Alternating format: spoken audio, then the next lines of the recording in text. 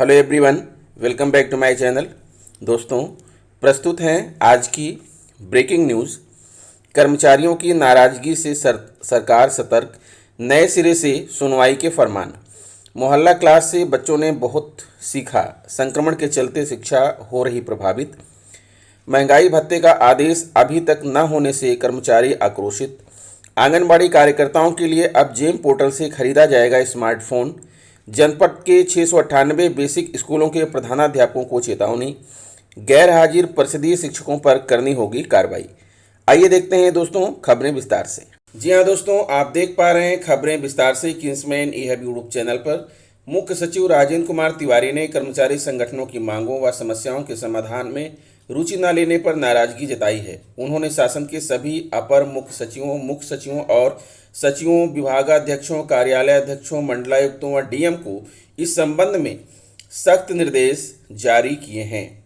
मुख्य सचिव ने कहा कि कर्मचारी संगठनों की मांगों व समस्याओं के संबंध में नियमित बैठकें कर निराकरण करने के संबंध में 24 मई 2019 को स्पष्ट निर्देश जारी किए गए थे। इसके बावजूद शासन के संज्ञान में आया है कि अधिकारी कर्मचारी संगठनों की मांगों के निराकरण के संबंध में समुचित कार्यवाही नहीं कर रहे हैं।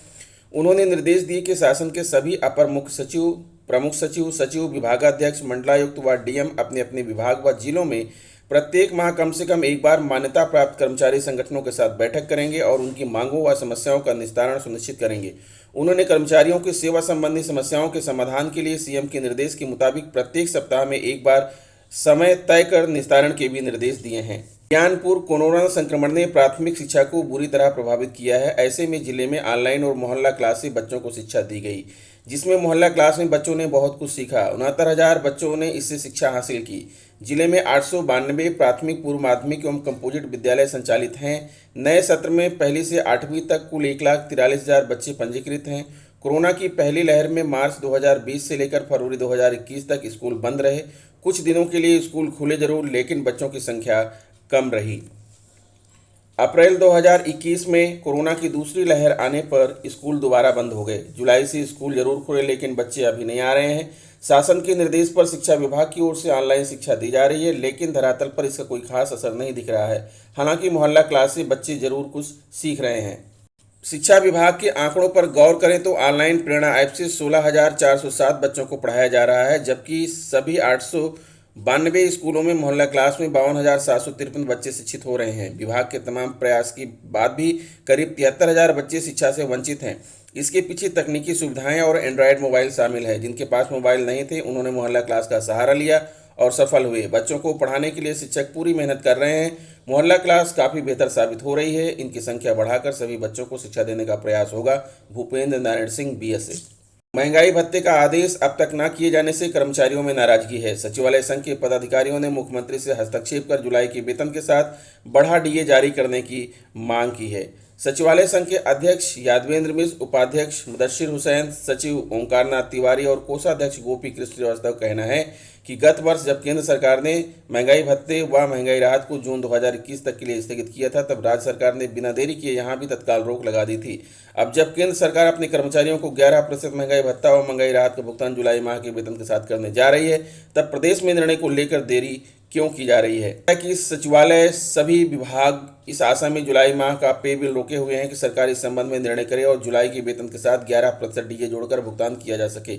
संघ के पदाधिकारियों ने मुख्यमंत्री से अपील की है कि राज्य कर्मियों के रुके हुई 11% महंगाई भत्ते व महंगाई राहत का भुगतान जुलाई के वेतन के साथ करवाने के लिए संबंधित विभाग को आदेशित करें। लखनऊ आंगनबाड़ी कार्यकर्ताओं को देने के लिए राज्य पोषण मिशन से हो रही स्मार्टफोन की खरीद टेंडर में हुए विवाद के बाद सरकार ने इसकी खरीद जेम पोर्टल से करने का निर्णय लिया है। सरकार ने 9,444 रुपये की दर से 1,23,398 मोबाइल फ़ोन खरीद के लिए 1,1648 करोड़ रुपए से अधिक की स्वीकृति भी प्रदान कर दी है। दरअसल अनुपूरक पोषाहार के वितरण में अनाज की खपत का सही आकलन करने के लिए केंद्र सरकार ने सभी राज्यों को पोषण ट्रैकर ऐप का इस्तेमाल करने के आदेश दिए थे। इसके लिए आंगनबाड़ी कार्यकर्ताओं को स्मार्टफोन दिए जाने थे। तकनीकी बिड से बाहर हुई एक मोबाइल कंपनी ने टेंडर प्रक्रिया पर आपत्ति जता दी थी। इस मामले की शिकायत पीएमओ और मुख्यमंत्री कार्यालय से भी की थी। महिला कल्याण एवं बाल विकास पुष्टाहार मंत्री स्वाति सिंह ने भी प्रमुख सचिव को पत्र लिखकर टेंडर प्रक्रिया रोकने और नए सिरे से टेंडर निकालने को कहा था, लेकिन विभाग ने उनके आदेश को दरकिनार करते हुए वित्तीय बिड भी खोल दी थी। वहीं मोबाइल कंपनी ने इस मामले में कोर्ट की शरण ले ली थी। मामला इतना उलझ गया कि उस टेंडर से अब मोबाइल फ़ोन की खरीद जल्दी संभव नहीं थी, इसलिए अब सरकार ने मोबाइल फ़ोन जीएम पोर्टल से खरीदने का निर्णय किया है। बाल विकास पुष्टाहार विभाग ने इसके आदेश भी सोमवार को जारी कर दिए। संत कबीरनगर परिषदीय स्कूलों में पढ़ने वाले बच्चों को कोरोना काल में दिए जा रहे एमडीएम के राशन और कन्वर्जन कास्ट के वितरण में जनपद के जिम्मेदार जमकर लापरवाही कर रहे हैं।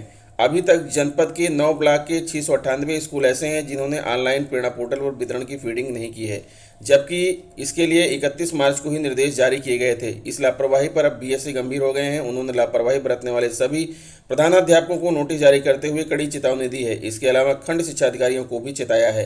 गोरखपुर परिषदीय स्कूलों के निरीक्षण के दौरान अनुपस्थित शिक्षकों के विरुद्ध कार्रवाई न कर लीपापोती का खेल अब नहीं चलेगा। यदि शिक्षक ड्यूटी से गैर हाजिर मिलते हैं तो उनके विरुद्ध बीएससी को हर हाल में कार्रवाई करनी होगी। प्रेरणा पोर्टल पर अनुपस्थित होने की सूचना अपलोड होने के बाद भी संबंधित शिक्षकों पर कार्रवाई नहीं करने को शासन ने गंभीरता से लिया है। प्रदेश के सभी जिले में ऐसे मामलों के आधार पर शासन ने सूची जारी की है, जिसमें गोरखपुर बस्ती मंडल में ऐसे शिक्षक की तादाद 496 है।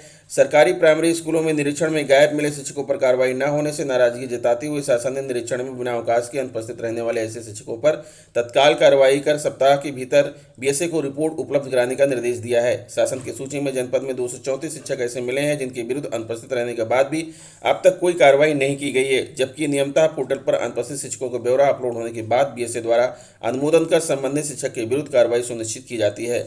अब मध्याह्न भोजन प्राधिकरण करेगा मॉनिटरिंग। विद्यालयों के औचक निरीक्षण में अनुपस्थित शिक्षकों पर की गई कार्रवाई की मॉनिटरिंग अब तक सर्व शिक्षा अभियान द्वारा की जाती थी। अब यह जिम्मेदारी शासन ने मध्याह्न भोजन प्राधिकरण को सौंप दी है। जिला समन्वयक mid day meal Deepak Patel ने बताया कि शासन के निर्देश का अनुपालन सुनिश्चित किया जाएगा। अनुपस्थित शिक्षकों पर कार्रवाई न करने पर बीओसी से मांगी आख्या। कार्रवाई तय कर सप्ताह भीतर शासन को भेजनी होगी रिपोर्ट। गोरखपुर बस्ती में 496 शिक्षकों पर लंबित है कार्रवाई। गोरखपुर 234, देवरिया 87, कुशीनगर 50, महाराजगंज 10, बस्ती 25 और संत कबीरनगर 33। तो दोस्तों, ये रहा आज का बिग ब्रेकिंग न्यूज़। आशा करता हूँ वीडियो आपको अच्छी लगी होगी। अगर वीडियो आपको अच्छी लगी है तो प्लीज़ मेरे चैनल को सब्सक्राइब कर लीजिए, बेल आइकन को प्रेस कर दीजिए। मिलते हैं आपसे नेक्स्ट वीडियो में। नमस्कार।